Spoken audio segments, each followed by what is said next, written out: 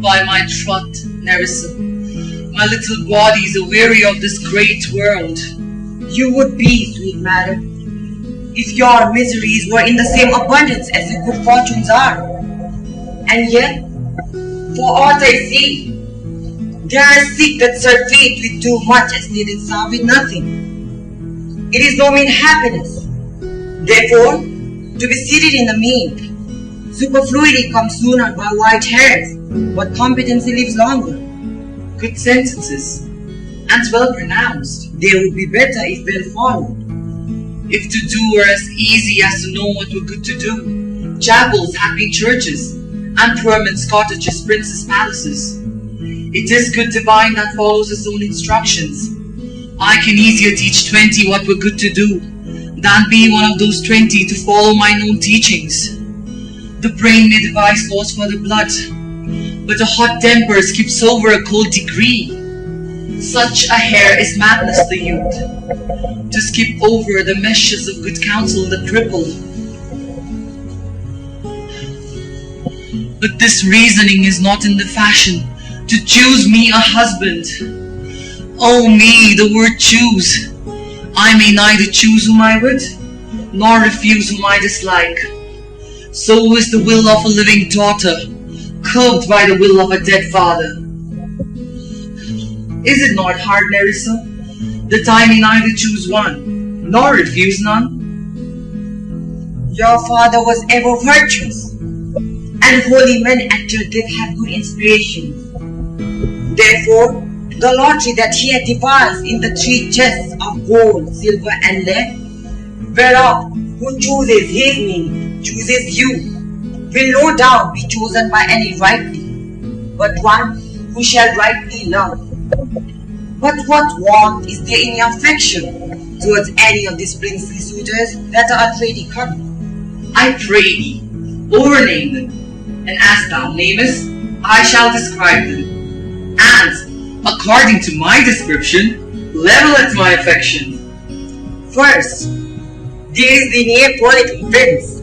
Aye, that's a colt indeed, for he doth not think but talk of his horse, and he makes it a great appropriation to his own good parts that he can shew him himself. Then is there the County Palatine. He doth not think but frown, and he should say, and you will not have me, choose. He hears merry tales and smiles not. I fear he will prove the weeping philosopher when he grows old, being so full of unmannerly sadness in his youth. I had rather be married to a dead's head with a bone in his mouth than to either of these. God defend me from these two. How say you by the French God, Monsieur la Beau? God made him, and therefore let him pass for a man. In truth, I know it is a sin to be a mocker, but why, he had the horse better than the Neapolitans, a better bad habit of frowning than the Count Palatine. He is every man and no man. If a trussel sing, he falls straight a capering. He will fence with his own shadows. He is every man and no man. If I should marry him, I should rather marry 20 husbands. For if he would despise me, I would forgive him. But if he love me to madness, I shall never requite him.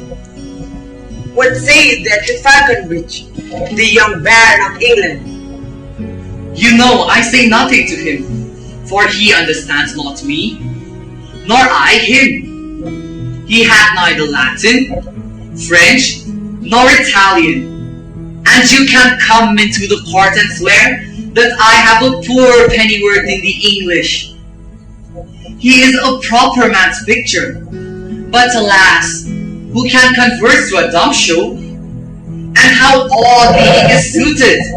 I think he bought his doublet in Italy, his round hose in France, his bonnet in Germany, and his behavior everywhere. What think you of the Scottish lord, his neighbor? That he hath a neighborly charity in him. For once, he borrowed a box of the ear of the Englishman, and swore he would pay him again when he was able to.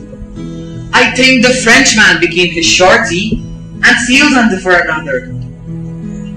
How like you the young German, the Duke of Saxony's nephew? Very vilely in the morning when he is sober, and most vilely in the afternoon when he is drunk. When he is best, he is a little worse than a man, and when he is worse, he is a little better than a beast, and the worst fall that ever fell. I hope I shall be able to make shift to go without him. I will do anything, Nerissa, ere I will be married to that sponge. If he should offer to choose and choose the right casket, you should refuse to perform your father's will. If you should refuse to accept him. Therefore, for fear of the worst, I pray thee, set a deep glass of Rhenish wine on the contrary casket. For if the devil be within and that temptation without, I am sure he will choose it. I will do anything, Nerissa, ere I will be married to that sponge. You need not fear, lady, their having any of these laws. They have acquainted me with their determinations, which is indeed to return to their home and to trouble you with no more soon, unless you may be warned by some other sort than your father's imposition, depending on the caskets. If I could live to be as old as Sibylla, I would die as chaste as Diana, unless I be obtained by the manner of my father's will.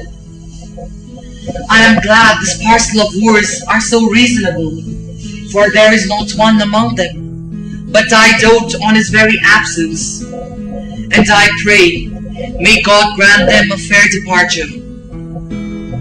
Do you not remember, lady, in your father's time, a Venetian, a scholar and a soldier, that came hither in company of Marquis of Montferrat? Yes, it was Bassanio, as I think, so was he called. True, madam. He of all the men that ever my foolish eyes looked upon, was the best deserving a fair lady. I remember him well, and I remember him worthy of thy praise. How now, what news? The four strangers seek for you, madam, to take their leave. And there is a forerunner come from the fifth, the Prince of Morocco, who brings word. The prince, his master, will be here tonight. If I could bid the fifth welcome with so good heart, as I can bid the other four farewell, I would be glad of his approach. If he have the conditions of a saint and the complexion of a devil, I'd rather he should shrive me than wive me. Come, Nerissa, Sirrah, go before. While we shut the gates upon Wahua, another knocks at the door.